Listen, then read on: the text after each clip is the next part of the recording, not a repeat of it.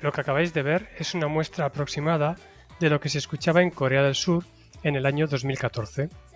Un poco antes, el pop coreano había conseguido éxito a nivel internacional con Gangnam Style, pero en el fondo lo estándar eran los grupos de chicos o de chicas que bailaban y cantaban, lo que se conoce como idols. En el caso de las chicas, lo típico en ese momento era una imagen alegre, colorida, con un cierto toque sexy, que en definitiva resultara agradable para el público. Había bandas como Sistar o A-Pink que dominaban el mercado con este tipo de videoclips. En este contexto, una joven empresa llamada Happy Face Entertainment quiso subirse al carro y creó una nueva banda llamada Minx o Minx con 5 jóvenes chicas, Jiu, Yuhyun, Siyeon, Sua y Dami. Así era como se veía y cómo sonaba Minx.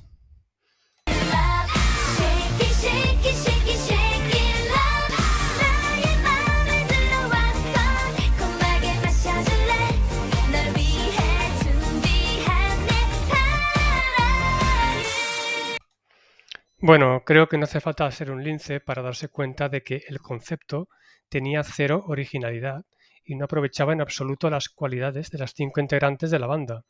Básicamente su misión era mover el culito, hacer corazones con los dedos mientras decían Sarañé, te amo, y otras cosas que en ese momento se consideraban propias de los grupos de chicas.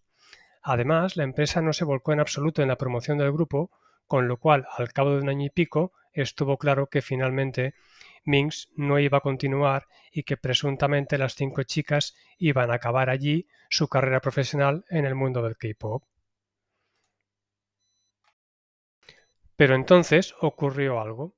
El líder de la empresa, el CEO Lee Won, se dio cuenta de que no es que las 5 chicas no tuvieran talento.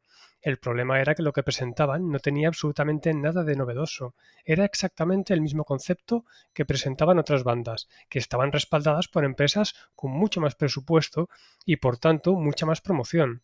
Así que decidió dar un giro de 180 grados y presentar un concepto completamente nuevo y diferente.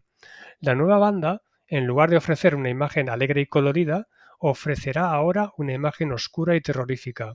Y la música, en lugar de inspirarse exclusivamente en el pop, se inspiraría también en el rock y en el metal, creando así un estilo completamente original y único. El nuevo concepto era mucho más difícil que el anterior, un auténtico desafío porque nunca nadie había hecho nada parecido. Así que se decidió ampliar el grupo de chicas, que ahora serían 7 en lugar de 5. Se añadió a la joven Gallón, a la que todavía le faltaban unos meses para graduarse en el instituto, y a una chica procedente de la ciudad china de Wuhan, llamada Han Dong. Así que la empresa se puso manos a la obra para componer, grabar las canciones, etc.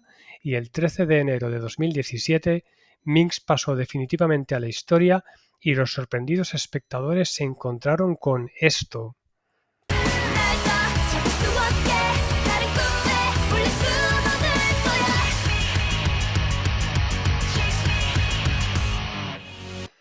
Bien, pues ya tenemos aquí a Dreamcatcher, con su característico estilo inspirado en el rock y sus letras inspiradas en el tema de las pesadillas.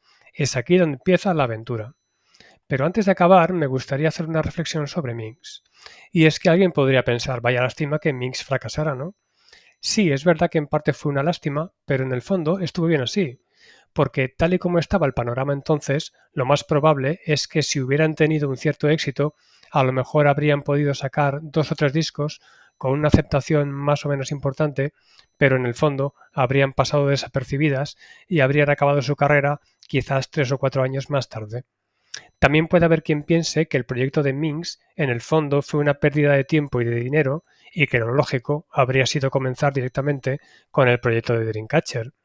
Pero hay que tener en cuenta que si vamos atrás en el tiempo hasta el 2014, habría sido casi imposible que a alguien se le ocurriera algo así y que además se arriesgara a hacerlo.